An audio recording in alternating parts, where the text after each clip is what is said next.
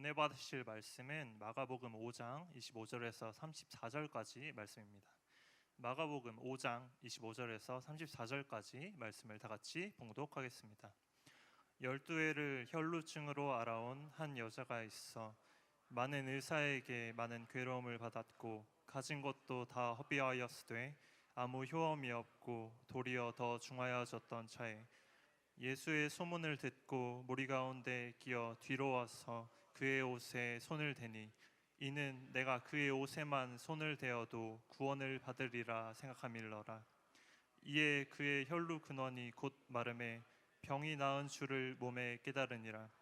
예수께서 그 능력이 자기에게서 나간 줄을 곧 스스로 아시고 무리 가운데에서 돌이켜 말씀하시되 누가 내 옷에 손을 대었느냐 하시니 제자들이 여짜오되 우리가 애워싸 믿는 것을 보시며 누가 내게 손을 대었느냐 물으시나이까 하되 예수께서 이 일 행한 여자를 보려고 둘러보시니 여자가 자기에게 이루어진 일을 알고 두려워하며 떨며 와서 그 앞에 엎드려 모든 사실을 여쭈니 예수께서 이르시되 딸아 내 믿음이 너를 구원하였으니 평안히 가라 내 병에서 놓여 건강할지어다.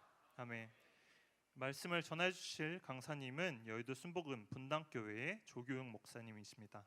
목사님 나오실 때 할렐루야로 하나님께 영광 돌리며 박수로 맞이하겠습니다. 할렐루야.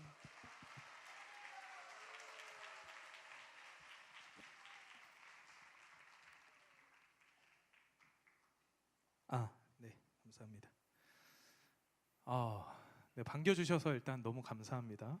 네, 제가 작년에도 와서 여러분들과 이렇게 이곳에서 함께 예배드렸는데 물론 여기 바울 성전은 아니었죠.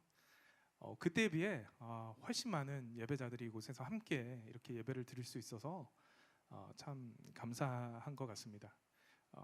우리 이렇게 함께 모여 예배하는 예배자들을 통해서 하나님의 그 부흥의 불씨를 불태우시리라 믿습니다. 오늘도 이 밤에 우리가 그 부흥을 꿈꾸면서 함께 간절히 주님만을 예배할 때 하나님의 역사가 일어가는 것을 우리가 함께 체험하며 나아갈 수 있었으면 좋겠습니다. 제가 섬기는 우리 여의도 순복음 분당교회에서 지금 40일간 특별 새벽 예배를 하고 있어요. 그래서 오늘 제가 새벽부터 지금 이 시간까지 시간의 모진 풍파를 얼굴로 맞았습니다. 여러분들 조금 물론 기대도 안 하셨겠지만 실망하지 마시고 말씀에 더욱 집중해서 나아갈 수 있는 시간 됐으면 좋겠습니다. 네, 말씀을 읽었죠? 네, 저는 제가 읽을 줄 알고 읽어주셔서 너무 감사합니다. 길었거든요. 네, 말씀을 보면은 우리가 너무나도 잘 아는 12해 동안 출혈병을 겪고 있는 한 여인이 등장을 합니다. 아무런 희망 없던 그녀에게 예수 그리스도라는 이름이 들려왔고 그 예수를 만났고 그리고 예수의 옷자락을 붙듦으로 인해서 놀라운 치료의 경험을 했던 사건이죠. 보통 우리가 이 말씀을 들으면서 또는 묵상하면서 이 여인의 그러한 간절한 믿음을 주목하곤 합니다. 그러나 오늘 우리가 함께 나눌 말씀의 메시지는 이 여인에 대한 이야기가 아니에요. 이 여인의 믿음에 대한 이야기, 이 여인의 마음에 대한 이야기를 하고자 하는 것이 아닙니다. 바로 이 여인을 향했던 예수님의 반응입니다. 여인을 향했던 예수님의 마음을 함께 살펴보고자 해요. 그래서 그 말씀들을 통해서 우리가 우리를 향한 하나님의 마음들을 한번 살펴볼 수 있는 시간들이 되어졌으면 좋겠습니다. 먼저 사건이 이루어진 배경을 우리가 한번 살펴보면요, 이 예수님이 제자들과 함께 이 야이로라는 회당장의 집을 향해 걸어가고 있을 때였습니다. 왜냐하면 야이로의 딸이 지금 죽을 병에 걸려 있었거든요. 그래서 야이로가 직접 예수님께 와서 지금 딸이 죽게 생겼습니다. 같이 가시죠 해서 이동 중이었어요. 이 이동 중에 어떤 모습이었는가를 우리가 한번 살펴볼 필요가 있거든요. 마가복음 5장 24절 말씀 같이 한번 보겠습니다. 이에 그와 함께 가실새 큰 무리가 따라가며 애워싸 밀더라. 예수님과 야이로와 제자들이 질서정연하게 걸어가고 있었던 것이 아니에요. 말씀을 봤더니 수많은 군중, 수많은 무리들이 예수님 지나가는 것을 알고 예수님께로 나와서 그 길을 막고 막 예수님을 붙잡고 어떻게든 예수님과 말 한 번 섞어 보기 위해 예수님께로 막 달려들고 있었다라는 것이죠. 무질서한 상황이었어요. 아수라장과 같은 상황이었다는 것이죠. 그런데 여러분, 당연한 것 아니겠습니까? 그런 상황들이 예수님이 나타나셨어요. 하나님의 아들이신 그분이, 온갖 기적을 행하시는 그분이 모든 병든 자들을 고치시고 귀신을 내어쫓는 그 능력의 하나님이 바로 우리의 눈앞에 나타난 거예요. 여러분, 이 예수님의 현현 앞에 그 누가 체면 차리면 예수님 지나가세요? 저 같은 죄인 쳐다보지 마시고 얼른 가던 길 가세요. 이렇게 할 수 있는 사람이 누가 있겠습니까? 그죠? 아마 자신이 가지고 있는 문제들, 자신이 해결받고자 하는 것들을 어떻게든 주님께 아뢰고 주님께 내 모든 문제를 맡기기 위해 예수님께로 달려갔을 것입니다. 제가 예전에 봤던 그 짧은 영상 중에 어떤 영상이 있었냐면, 우리나라는 아닙니다. 우리나라는 아니고 어떤 백화점 CCTV예요. CCTV 영상인데 블랙 프라이데이 뭐 그런 할인을 하는 기간이었던 것 같아요.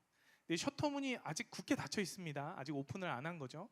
그런데 이미 밖에 있는 사람들이 안으로 들어오려고 막 셔터문을 밀고 막 때리고, 점점 이제 오픈 시간이 돼서 셔터문이 조금씩 밑에서부터 이렇게 위로 올라져 가는 순간 사람들이 진짜 좀비 때처럼 무질서하게 막 밑으로 기어와서 막 뭘 사야지 이런 것도 없어요.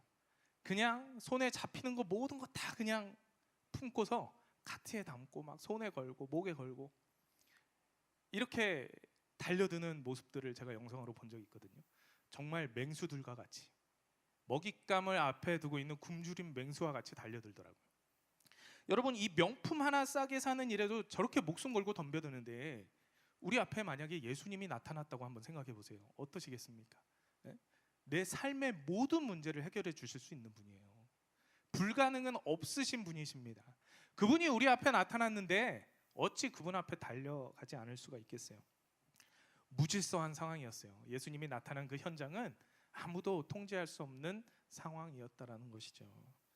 그러한 상황 속에, 그러한 배경 속에 오늘 말씀의 주인공, 이 한 여인이 등장하고 있는 것입니다. 어떠한 여인이었느냐? 바로 12해 동안이나 혈루병을 앓았던, 그 고통 가운데 처해 있던 여인이었대요. 여러분, 혈루병이라는 것은 몸에서 피가 유출되는 그런 병입니다. 어떤 질병으로 인해서 일반적인 여성이 정기적으로 경험하는 그러한 생리의 것이 아니라 자기도 모르게 그냥 몸이 계속해서 몸 안에서 계속해서 피가 유출되는 거예요. 그것이 단 기간도 아니고 12년 동안 계속해서 피가 몸 밖으로 흘러나가고 있었다라는 것이죠. 얼마나 고통스러웠겠습니까? 자, 마가복음 5장 26절 한번 말씀 볼게요. 많은 의사에게 많은 괴로움을 받았고 가진 것도 다 허비하였으되 아무 효험이 없고 도리어 더 중하여졌던 차에, 이 여인은 병을 고치기 위해서 정말 많은 노력을 했습니다.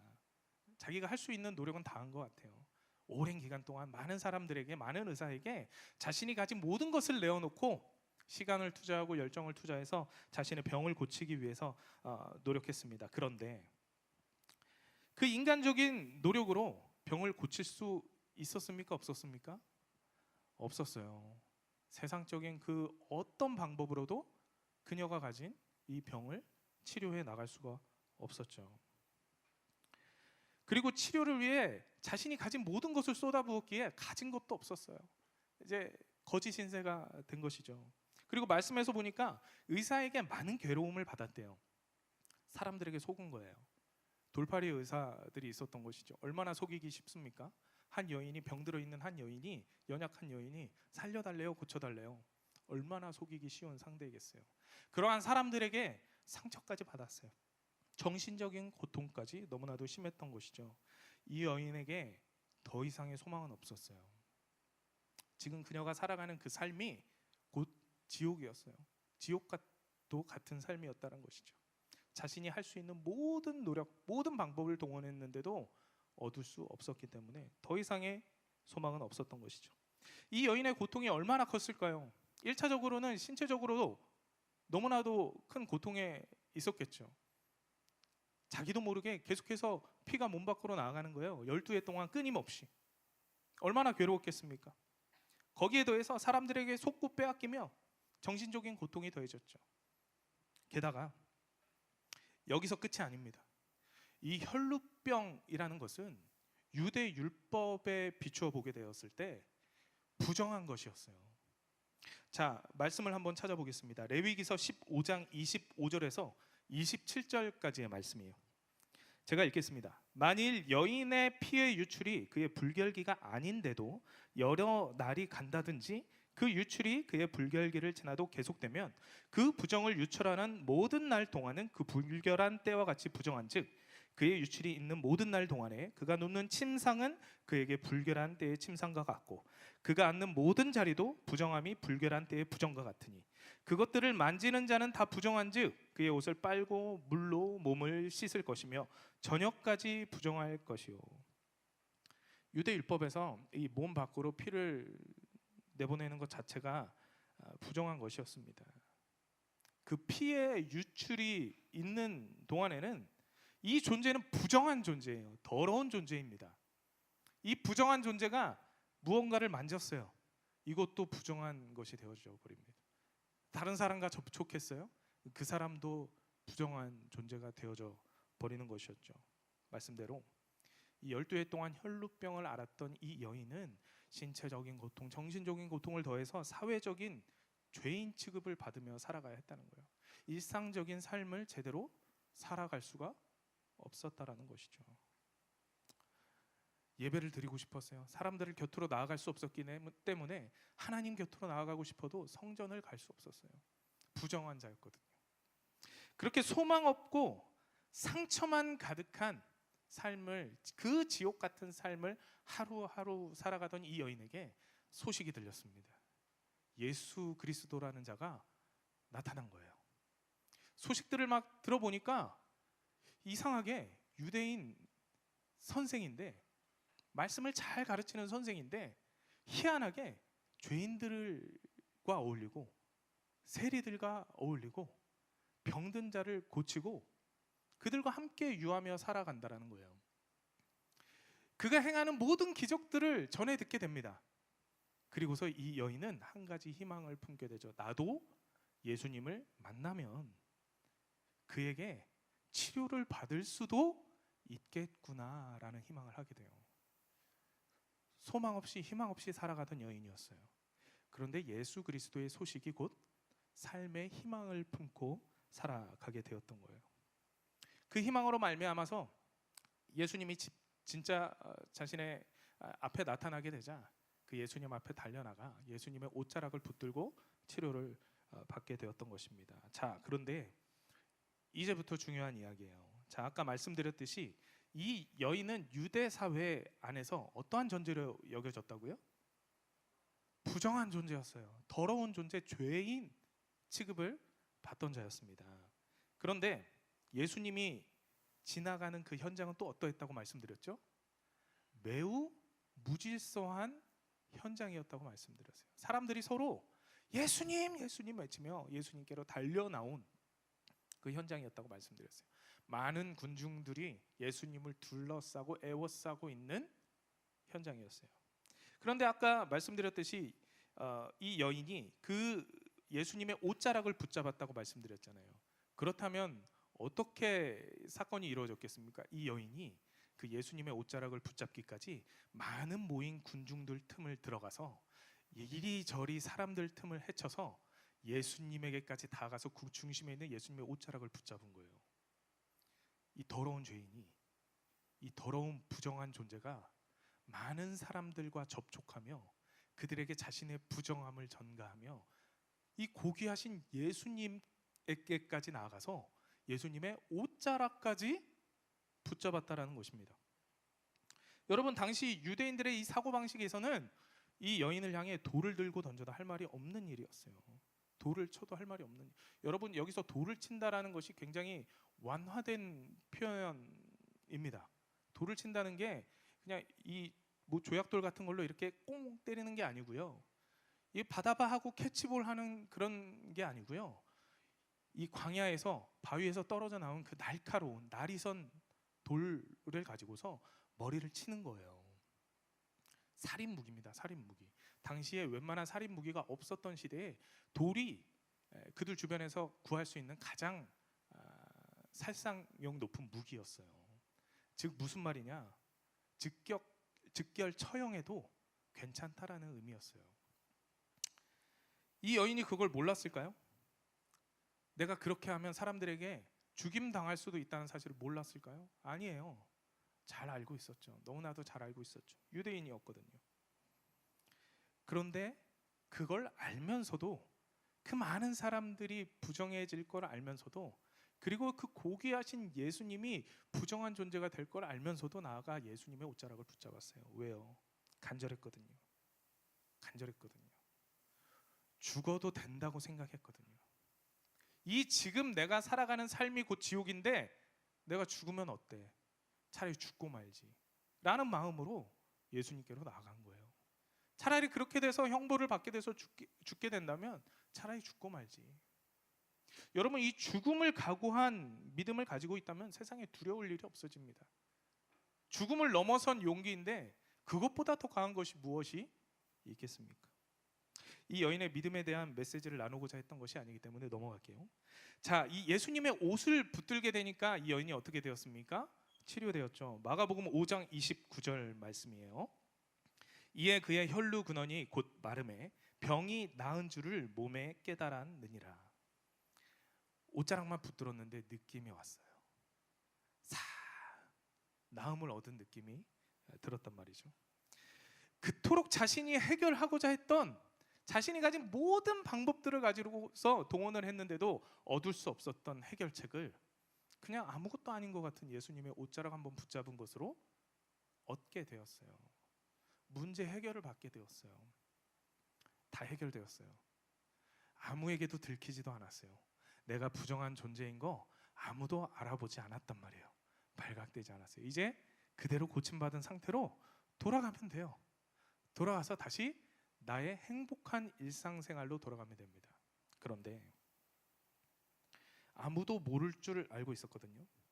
완전 범죄인 줄 알았는데 예수님이 갑자기 그 치료의 능력이 자기에게서 나아간 것을 아시고 이렇게 말씀하셨죠. 누가 내 옷에 손을 대었습니까? 누가 내 옷에 손을 대었습니까? 라고 주변에 물으셨어요. 마가복음 5장 30절 말씀 같이 보겠습니다. 예수께서 그 능력이 자기에게서 나간 줄을 곧 스스로 아시고 무리 가운데서 돌이켜 말씀하시되 누가 내 옷에 손을 대었느냐 하시니. 여러분 생각해 보세요. 예수님이 제자들에게 이렇게 누가 내 옷에 손을 대었을까? 한번 찾아볼래? 여러분 제 옷에 손 댄 사람 누구예요? 이렇게 얘기하시지 않았을 거예요. 아까도 말씀드렸듯이 그 현장은 어떠했다고요? 너무나도 무질서한 현장, 너무나도 시끄러운 현장이었어요. 그냥 속삭일 수 없었어요. 큰 소리로 외치셨을 거예요. 누가 내 옷에 손을 대었습니까? 자, 마가복음 5장 31절 32절 말씀입니다. 제자들이 여짜오되 무리가 애워싸 미는 것을 보시며 누가 내게 손을 대었느냐 물으시나이까 하되 예수께서 이 일 행한 여자를 보려고 둘러보시니. 자, 이 일 행한 자를 보려고 이렇게 둘러보셨대요.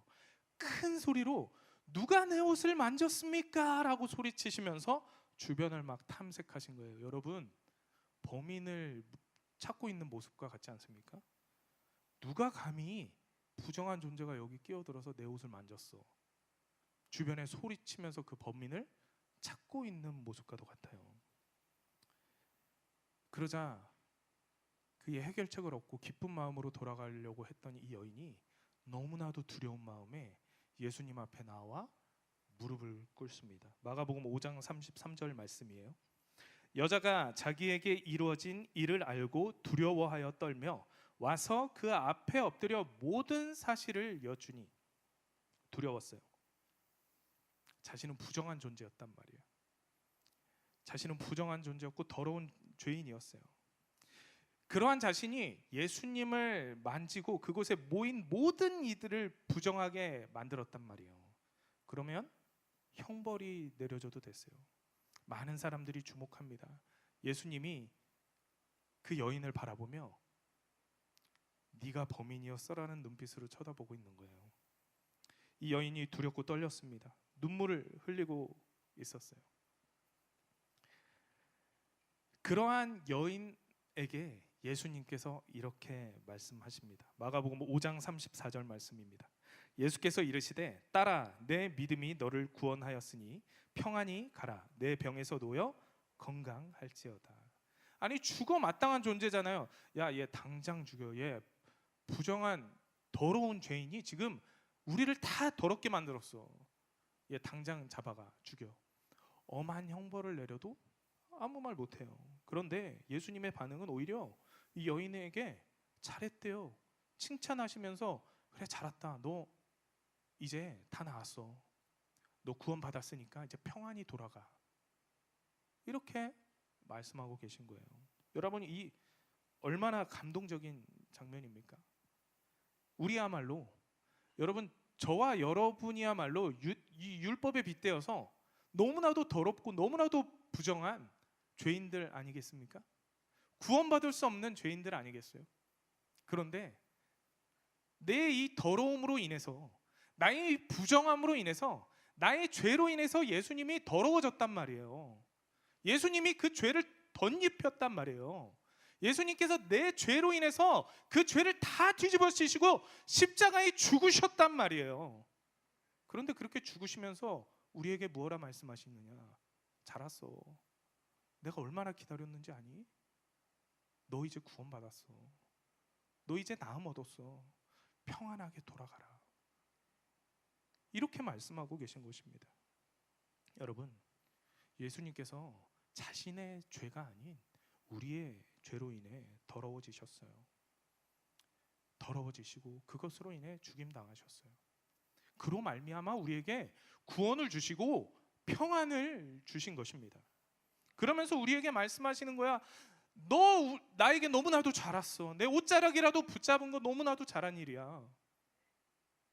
네가 이렇게 나에게 와줘서 기뻐. 여러분 이것이 우리가 경험한 은혜예요. 예수님께서 그 아수라 장과 같은 그 현장에서 그 무질서한 현장 속에서 부정한 존재가 감히 누가 내 옷을 붙잡았는지 그 범인을 색출하기 위해 소리를 치시면서 주변을 둘러보셨던 것이 아닙니다. 그 부정한 존재를 붙잡고 너 구원받았어. 넌 평안을 얻었어. 그렇게 선포하시기 위해 찾으셨던 것입니다. 예수님은 죄인들을 위해 이 땅에 오신 분이에요. 죄인들에게 나에게 나오라고 말씀하신 분이십니다. 제발 다른 것 따지지 말고 계산하지 말고 너의 어떠함으로 인해서 나에게 나오는 것을 금치 말고 평안하게 나에게 와서 그 구원을 얻으라. 그 구원을 얻는 것에 기뻐하시는 분이시라는 것입니다. 마태복음 11장 28절 말씀이에요. 수고하고 무거운 짐진 자들아 다 내게로 오라. 내가 너희를 쉬게 하리라. 여러분 누가복음 15장에 보면 돌아온 탕자 이야기가 나오죠. 여러분들 아마 한 번쯤 다 들어보셨을 이야기입니다. 한 아들이 있어요. 이 아들이 아버지에게 자신의 유산을 요구합니다. 유산의 분깃을 요구하는 거예요. 아니 참 사가지가 없는 아들이죠. 어떻게 살아있는 아버지에게 가서 아버지 죽으면 주려고 했던 그 유산 저에게 지금 주세요. 이렇게 얘기하고 있는 거예요. 그런데 아버지가 그 유산을 줍니다.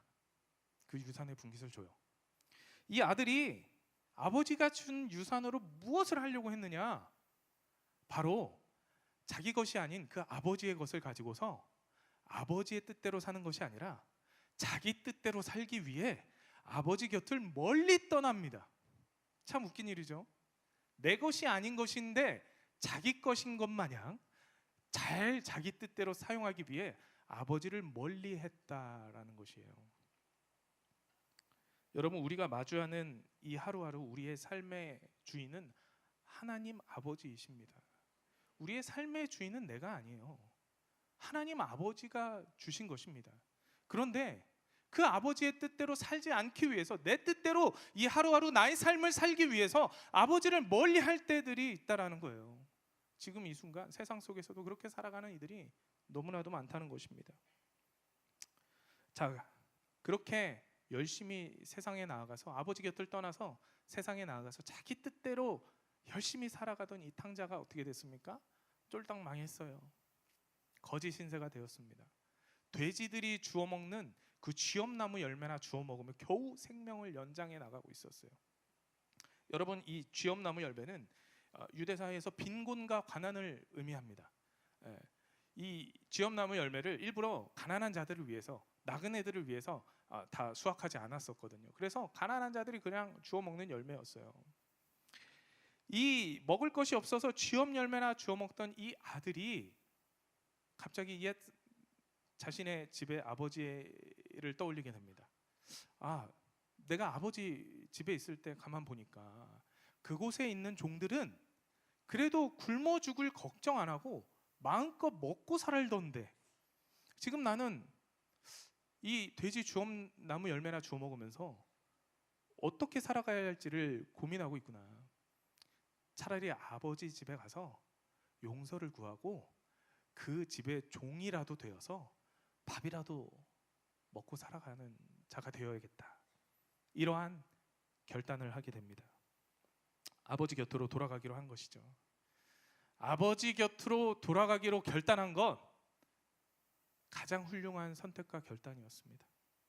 돌아가면 사실 돌아가기를 선택하기가 쉽지 않아요. 자존심이라는 게 있잖아요. 내가 했던 게 있는데 내가 거기 가면 아버지와 형이 가족들이 너 그럴 줄 알았어.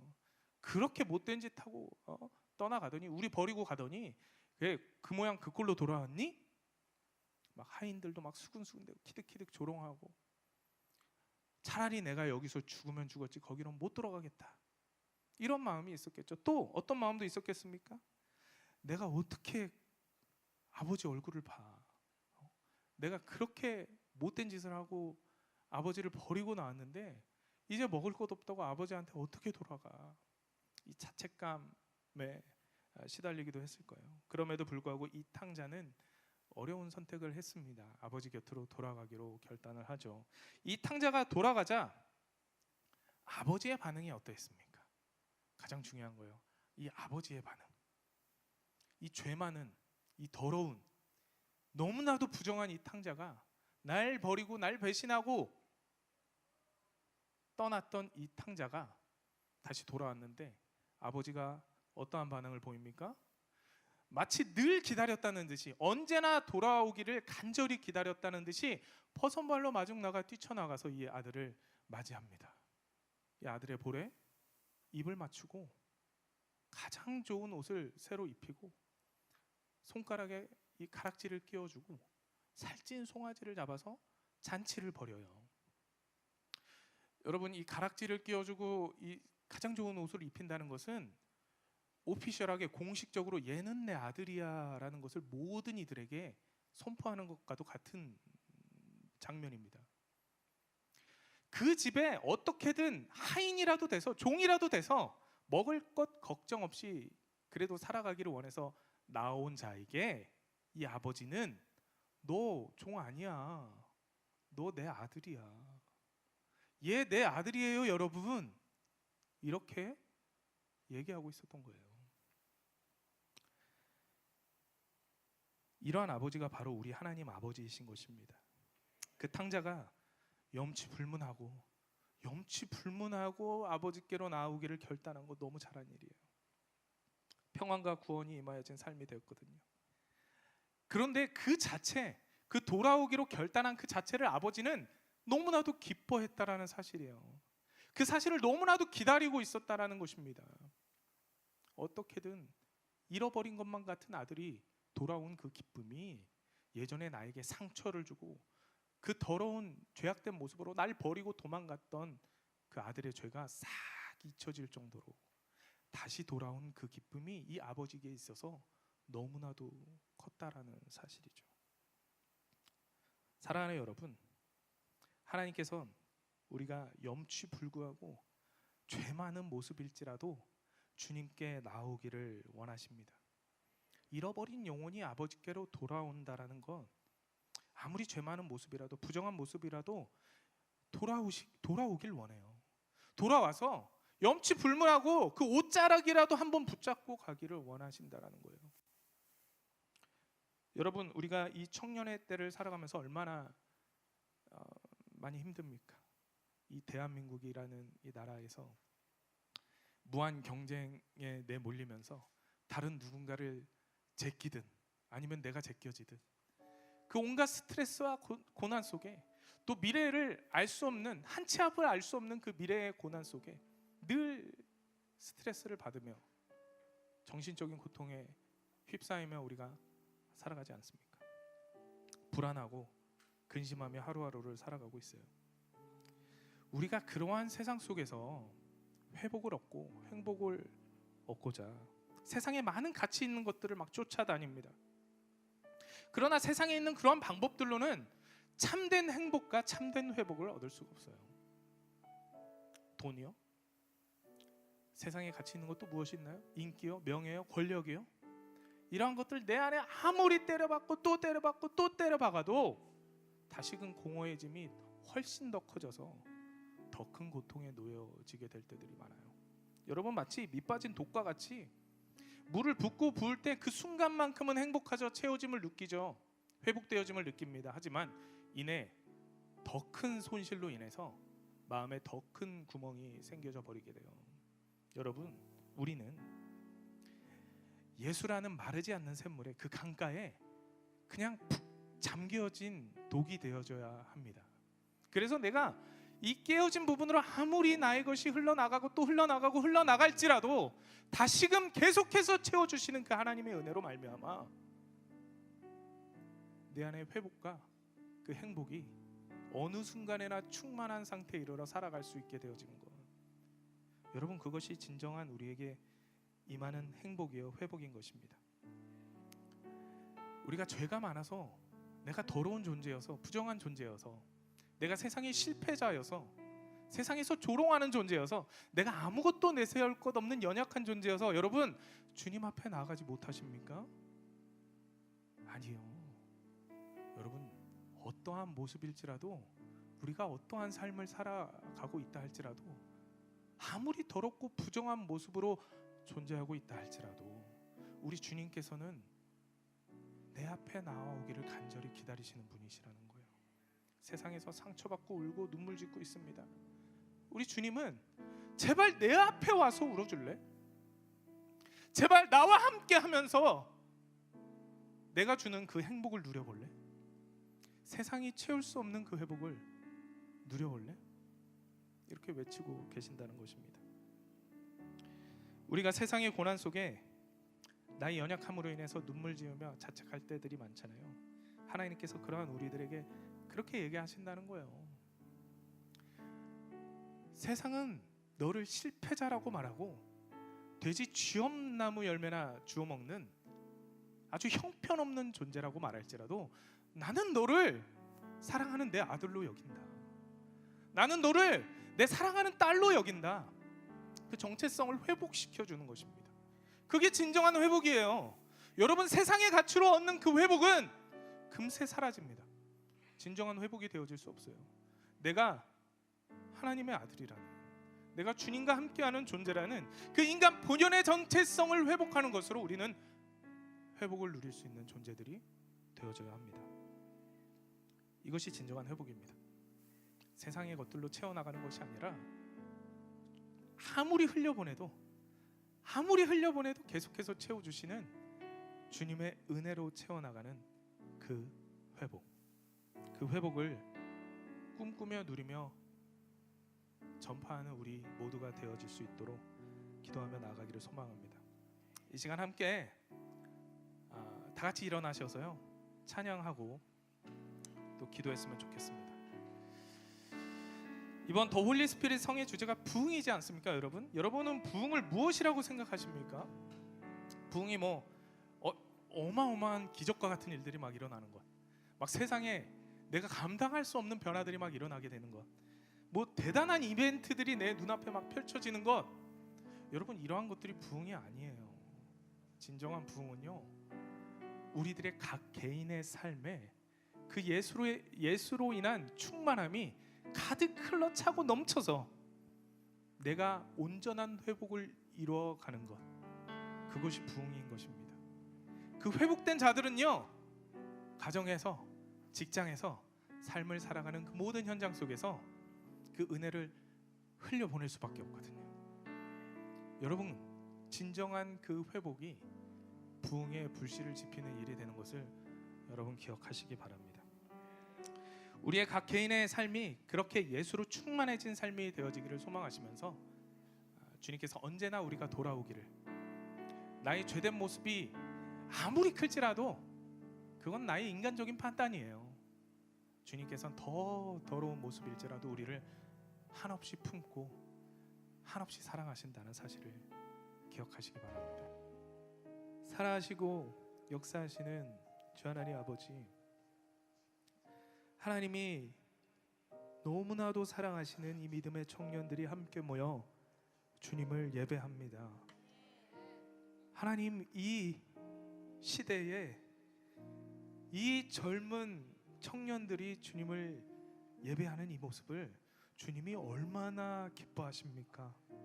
하나님, 우리가 너무나도 더럽고 부정한 모습으로 죄인된 삶을 살아가며 주님을 멀리하고 주님이 주신 이 삶의 하루하루를 내 뜻대로 살며 주님을 내 안에 모셔드리지 못하며 주님께로 나아가지 못하며 살아갈 때들이 너무나도 많았습니다.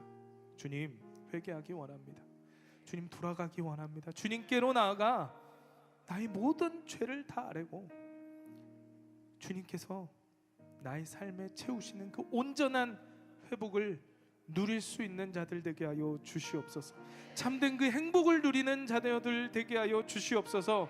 주님께로 나아갈 수가 없을 그때에 주님께로 돌아가 한없이 나를 기다리시며 내가 돌아오기만을 간절히 기다리셨던 주님을 기쁘시게 하는 자녀들 되어질 수 있도록 인도하여 주시옵소서.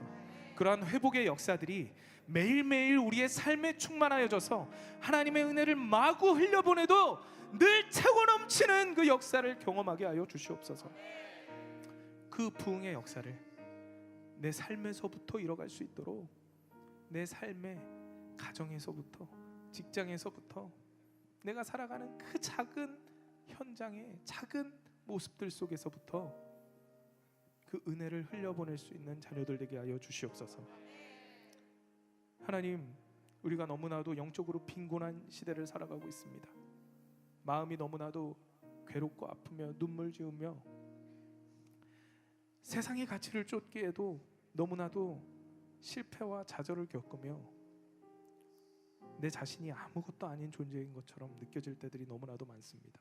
주여, 세상에서는 우리를 실패자요, 조롱하며 욕하며 미련한 자라고 말할지라도 우리를 사랑하는 아들, 사랑하는 딸로 여기시는 주님의 그 크신 팔 안에 안겨 그 기쁨과 감사를 누리며 살아갈 수 있는 주님의 자녀들 되어지게 하여 주시옵소서.